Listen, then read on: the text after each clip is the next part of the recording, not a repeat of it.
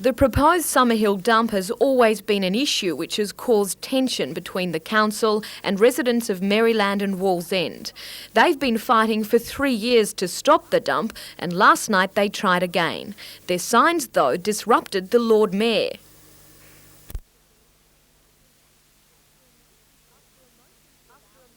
After a motion to allow the signs was defeated, order was restored to the gallery, but it didn't last long. Aldermen speaking for the dump were continually interrupted. I said when the first meeting of this will be the best one in Australia, and I stick by that. You don't live there, goose. Independent Alderman John Tate and Green John Sutton vocally opposed the waste facility.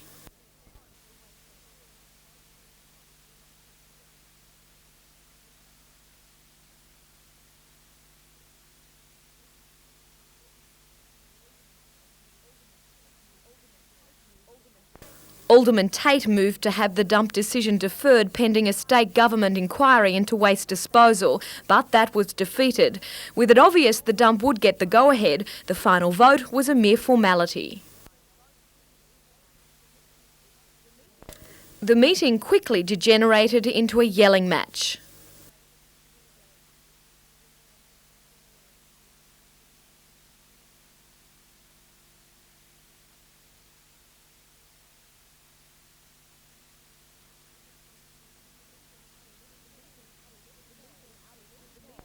With the meeting out of control, the Lord Mayor called for an adjournment, but even while the gallery was clearing, the insults continued.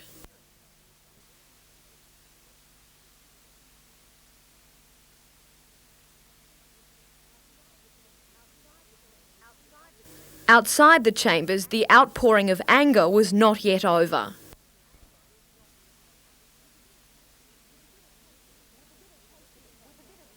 With a bitter taste of the protest meeting still in their mouths, residents today vowed to continue their fight. They want council to wait until the state government brings down a decision in May on a regional facility for Stockrington, but council has made its decision. Tenders for construction of the dump will be called later this year, and work is expected to begin in March next year. Jodie McKay, NBN News.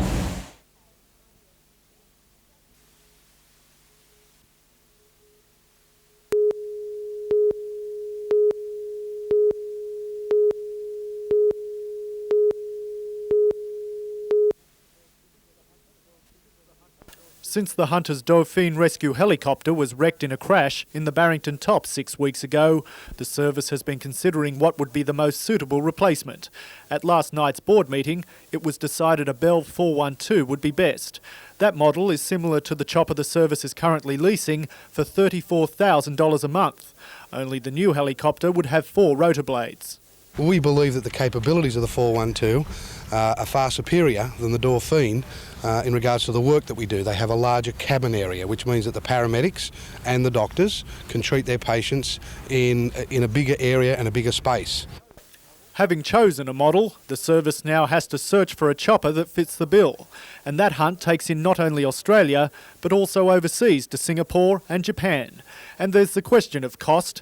The service will receive $2.28 million in insurance money for the written-off Dauphin.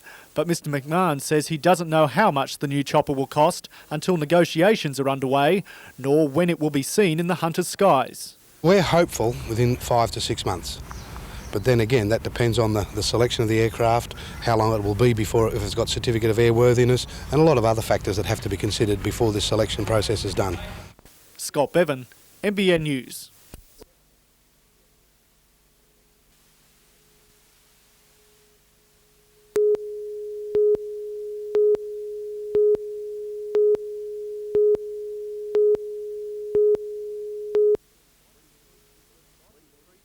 Lee Priest has been bodybuilding for 7 years. His grandfather was a wrestler. He suggested the young bloke could beef up.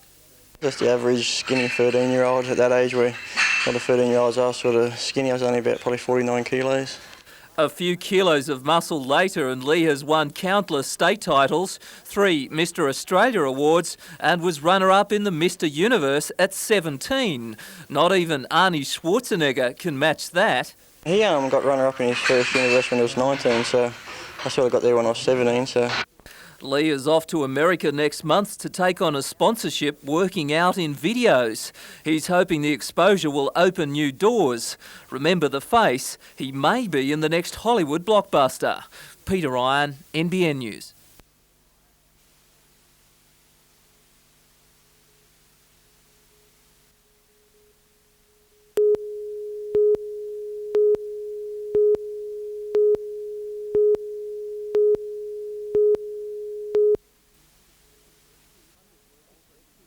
More than 200 workers met in Newcastle late this afternoon to vote on the strike.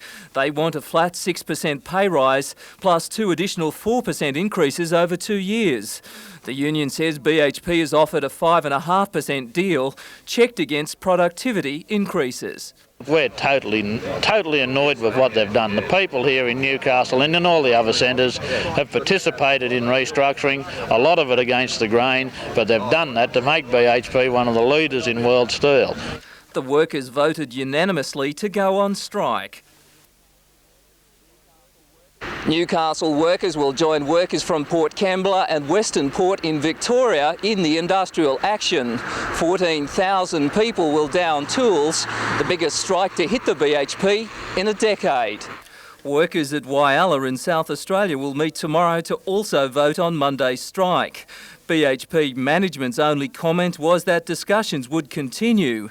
The union says if it doesn't get what it wants, there will be more industrial action. Peter Ryan, NBN News.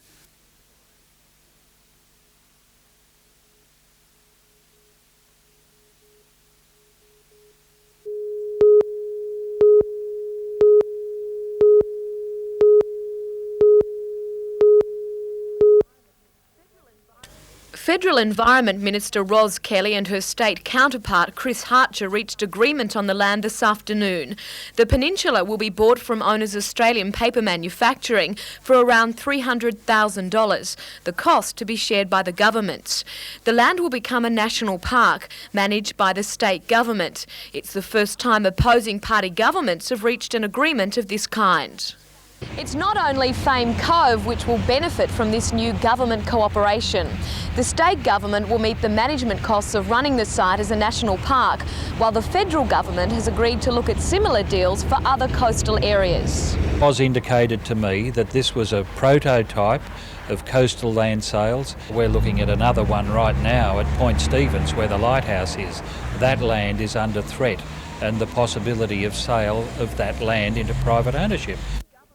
The state government says it will keep Mrs Kelly to her promise. It wants a similar arrangement for Bongle Bongle south of Coffs Harbour and Smiths Lake in the Mar Lakes area.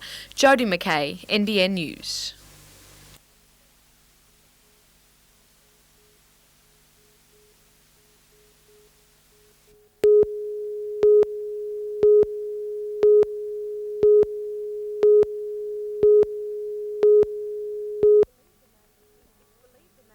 It's believed the man was heading north on the Newell Highway en route to Queensland, carrying a load of alcohol from Victoria.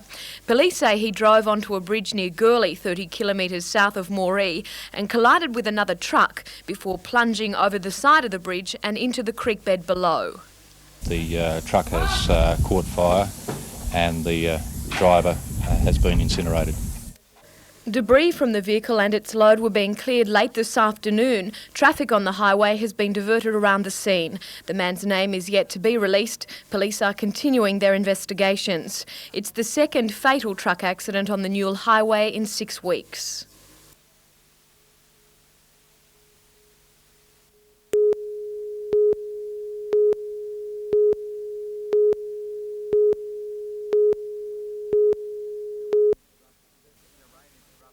In a rain-interrupted session, the Knights made their final preparations. Brad Godden made a welcome comeback to training and showed no ill effects from his concussion 2 weeks ago. His return has pushed Robbie O'Davis back out onto the wing. Paul Marquette has been included in the first-grade lineup and hopes that he doesn't become the centre of attention again like he was last week with Kyle White. With John Schuster still out, the kicking duties will once again rest with Adrian Brunker. The whole team stretched out well and worked hard, finishing off with a game of bumping touch. Besides bringing you all the home games, NBN will now also cover all the away games. A full replay can be seen on NBN on Monday nights.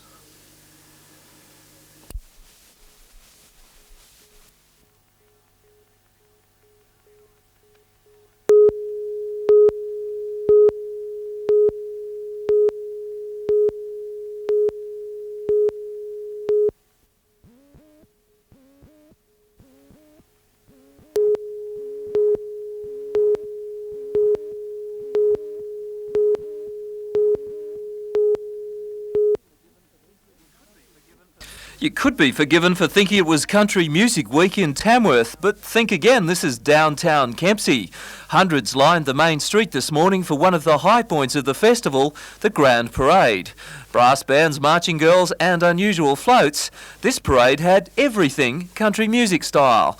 A special appearance from Kempsey-born Slim Dusty was a crowd pleaser, and he was only too happy to be there. It's amazing to see the excitement and the build-up of the country music scene, which is very encouraging. Festivities wind up tomorrow.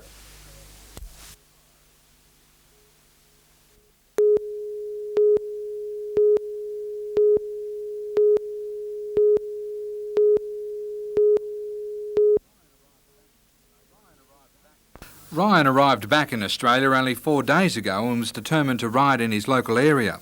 Competing in the dressage category at the Dungog Horse Trials this morning, he appeared confident but admits it wasn't a faultless performance. I made a few blunders, but I covered them up as quickly as I could, so hopefully they weren't very noticeable. But yeah, I mean, this is only the second day I've ridden this fella, so I don't know him very well. And yeah, we made a couple of little mistakes.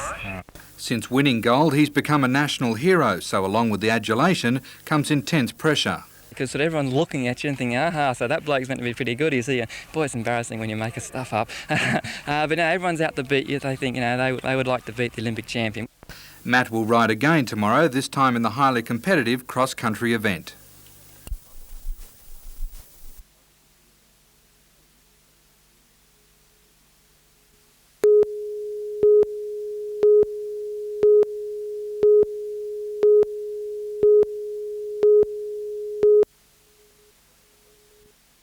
The Breakers kept their National Soccer League hopes alive with a 2-0 victory over Heidelberg.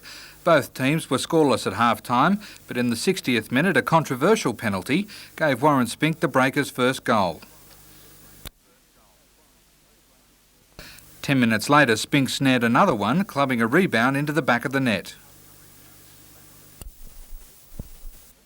And in local rugby league, the Central Coast has beaten Newcastle in the first round of the MMI Country Championship.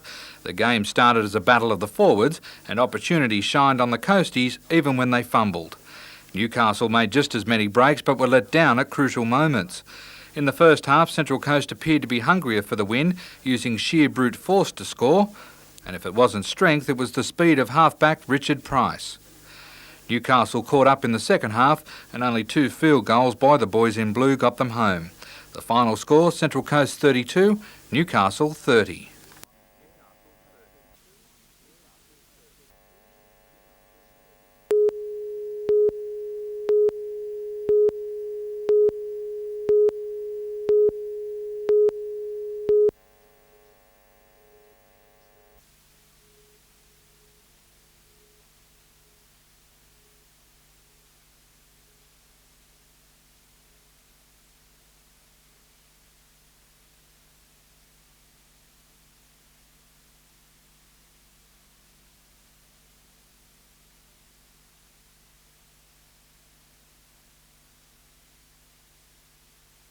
Charges now down the outside, running home well inside the 300 metres and Pride of the Force. He ranged up on the outside to tackle Belvine and Bronze Legend. Never undercharged on the outsiders, coming out after Pride of the Force, but Pride of the Force in front. Never undercharged on the outsiders, trying to pick him up. Pride of the Force pulling out plenty. Never undercharged as lunging. Pride of the Force hanging on. Never undercharged. 2, 6 and 13, the trifecta paying $234.70.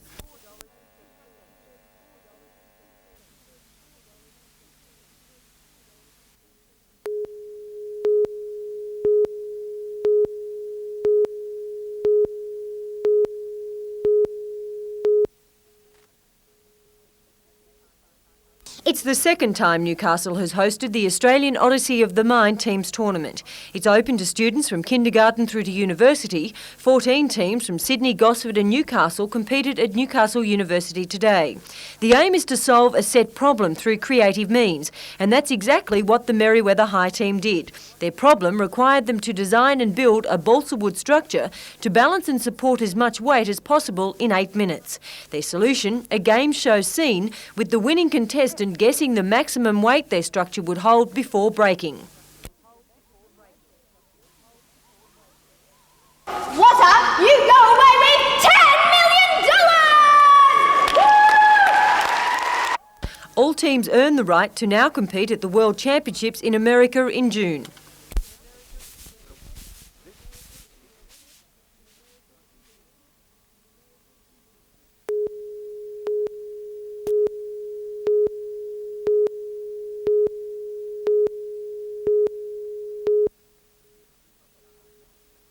Cross-country is seen as the real test of how a rider relates to his horse. Competitors are not only racing the clock, but they must also remember the formalities of which jump to negotiate. Failure to use the right one ends up in disqualification. Some horses simply refuse to have anything to do with the obstacles. Others had no hesitation at all.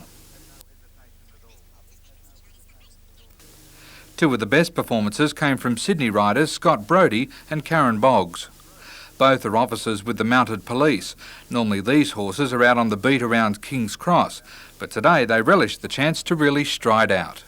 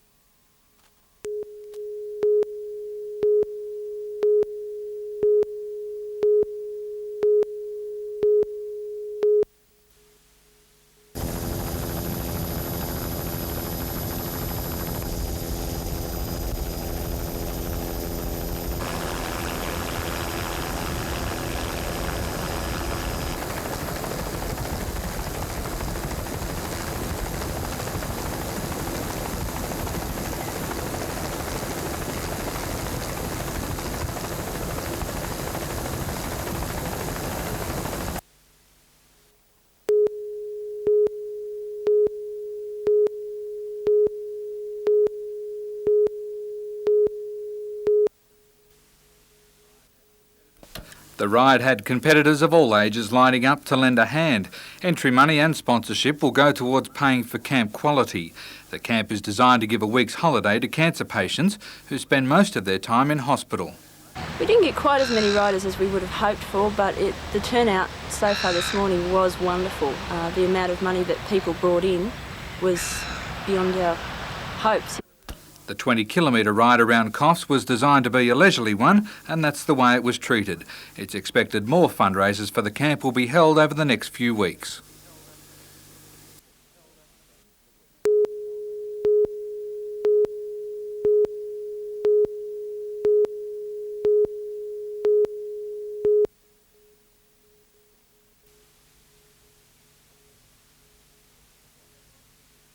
More than 100 people were dressed to the nines for Coffs Harbour's first ballroom dancing competition. Age was no barrier. Young children showed off their carefully rehearsed steps, while more experienced dancers showed off just what they could do.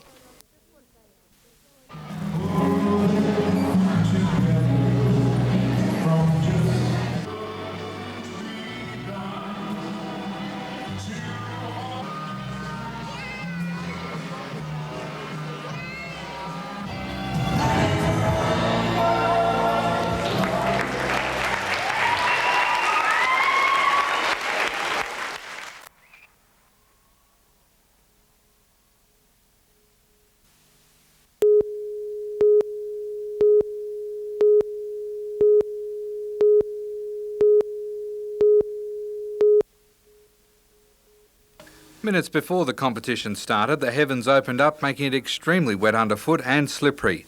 The object was to guide your horse team through a series of natural obstacles. Double teams had a requirement to carry enough passengers to make up a certain weight, but the weight helped out today, especially when it came to uphill sections and slush. Without the load, things got a little hairy. Teams from the south coast and up to the Queensland border took part in today's competition. While it doesn't have the profile of other equestrian sports, support is growing. It's a very strong sport at the moment, one of the fastest growing sports in Australia.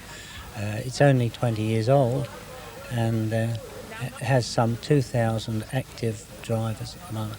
The carriages are styled on traditional models but have the modern inclusion of brakes to help out the horses. It's hoped the Mount George course will become a permanent venue for competitions.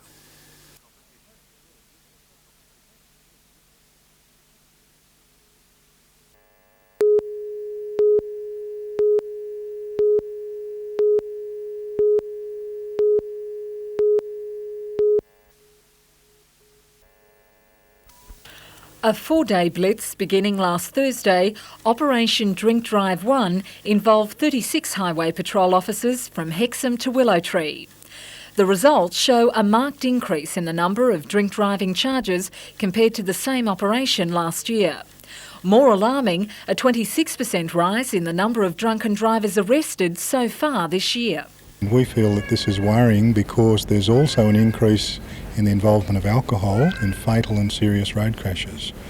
Now, in 1992, we were fortunate to reduce the figures over those that were previously happening, and now they appear to be on the rise again. There are hefty penalties for drivers caught over the alcohol limit. First offenders can be fined up to $1,500, sentenced to a possible 9 months jail term and disqualified from driving for 6 months. Police say the blitz isn't over for hunter motorists. Operation Torres will be in force across the state during the Easter holiday period, a 5-day crackdown on all driving offences. We're looking for certainly people speeding, drink driving, people not wearing their safety belts, and certainly we're hoping to discourage people from driving whilst fatigued. If they do the right thing, there's certainly nothing to fear from us. Melinda Smith, NBN News.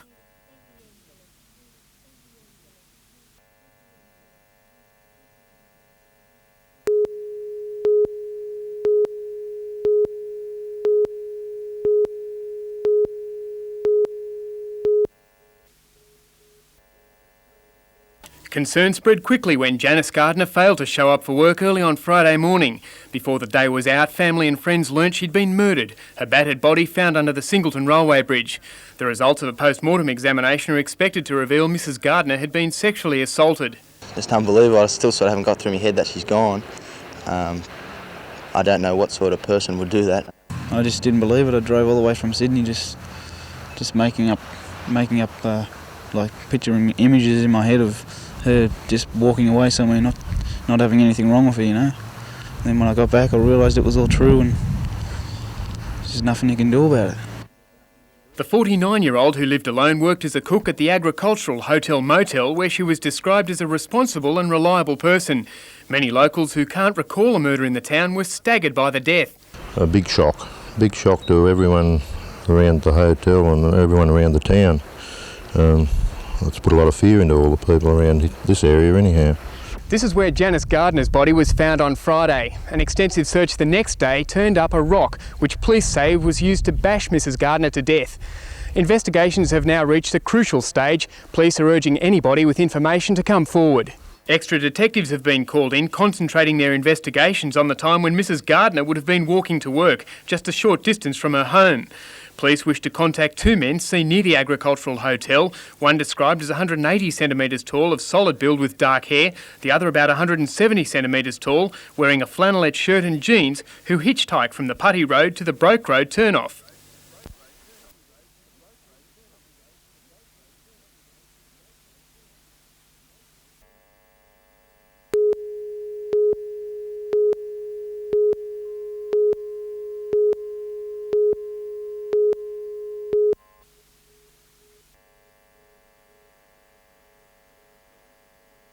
Shortly before he was due to step in the ring against American Carl Sullivan, Troy Waters withdrew.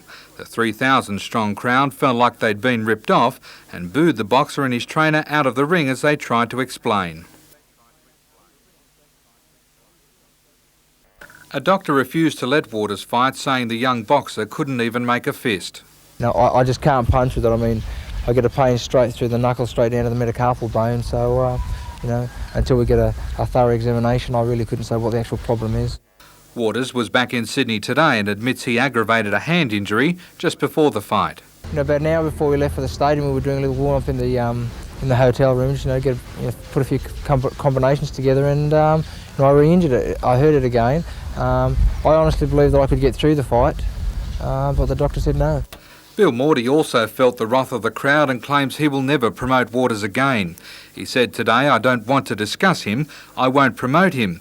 His papers have been marked never to meet again. Maybe he thinks there's sick leave in this business.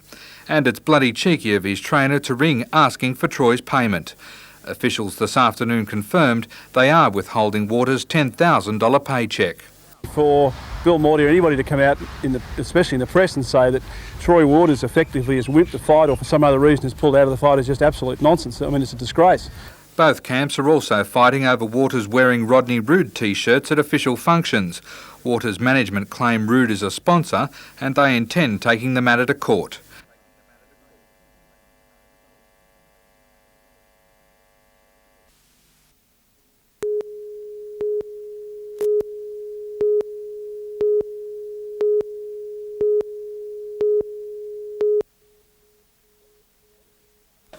Alderman Davis has called for an in-camera meeting between aldermen to sort out what he sees are significant problems within the council.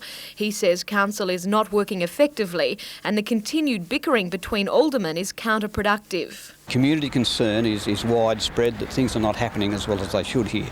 I think the fact that the Deputy Mayor called the council meetings a circus indicates that there is concern on both sides of the political spectrum in this council that there needs to be some better way of doing things.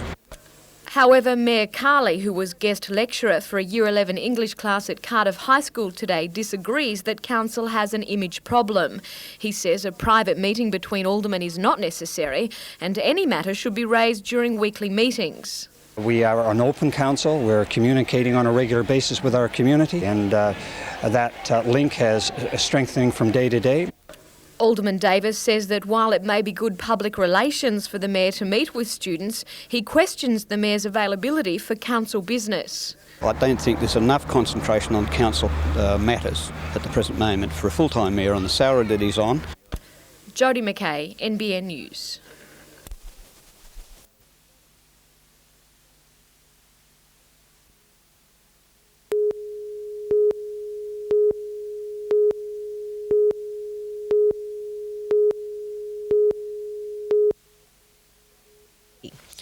Six days and 180 kilometres behind them, this was D-Day. A short rally at North Sydney, then off on their walk for work. The group included 40 New Vale miners, their families and retired mine executives, music keeping them in step.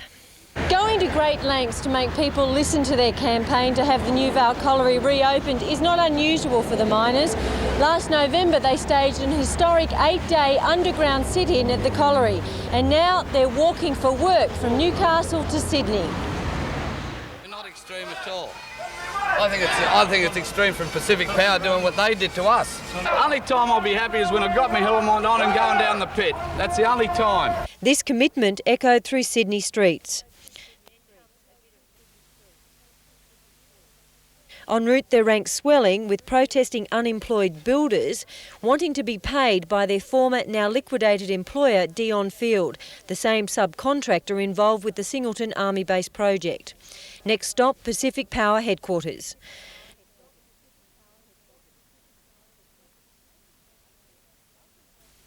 After negotiations, Pacific Power agreed to meet a delegation of miners behind closed doors, but Pacific Power resolved not to comment publicly until after the miners spoke with Premier Fay. Arriving at Parliament House, a parade of politicians were there to meet the marchers, including opposition leader Bob Carr offering his support, and here time to reinforce the miners' cause.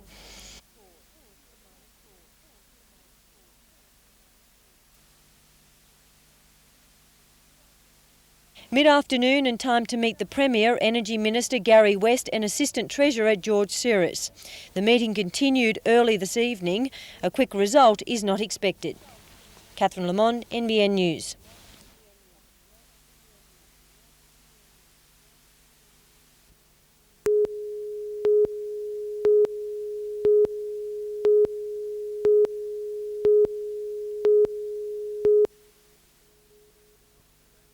Malcolm James Hungerford appeared briefly in Maitland Local Court this morning, charged with the murder of 49-year-old grandmother Janice Hilda Gardner.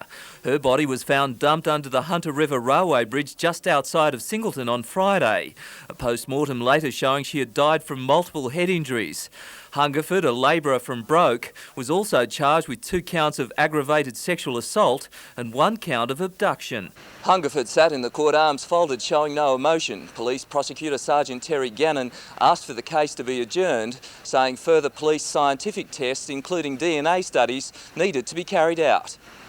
Magistrate Janet Stevenson adjourned the matter to April 28th at Singleton Court. The police prosecutor said police will allege Hungerford struck Mrs Gardner a number of times with a piece of concrete. Representing Hungerford, Warwick Hill asked for protection for his client while in prison waiting for his trial. The magistrate saying she could see no reason why that would not be granted. Peter Ryan, NBN News.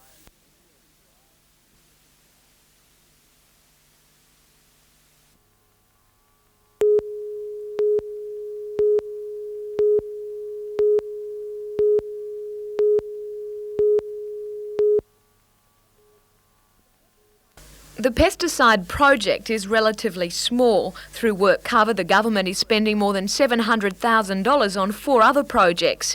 However, the information being sought is considered vital. The Vineyard Association will work with the Hunter Area Health Unit in assessing and monitoring the dangers of pesticides on workers in the industry. Pesticides in excessive quantities can in fact cause injuries to the workplace. And we are wanting to make certain, together with the employers in the industry, that employees are not affected. It's hoped that by the end of the 12-month project, new measures will be put in place to improve safety.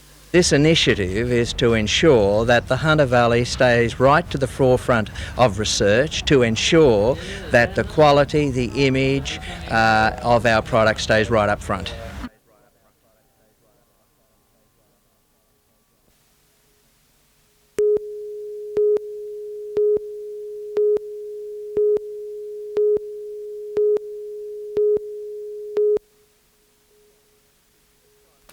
This time next year, this piece of land will be overrun with children and teachers, all working and playing in the newly constructed Bishop Druitt College. Work on the first stage of the $4 million project is due to start shortly, but not without an official dedication and blessing from the church. Bishop of Grafton, the Right Reverend Bruce Schultz, performed today's service and turned the first sod of soil. The college is named after the first Bishop of Grafton, and when its first stage is complete, will cater for students from kindergarten to 6th grade.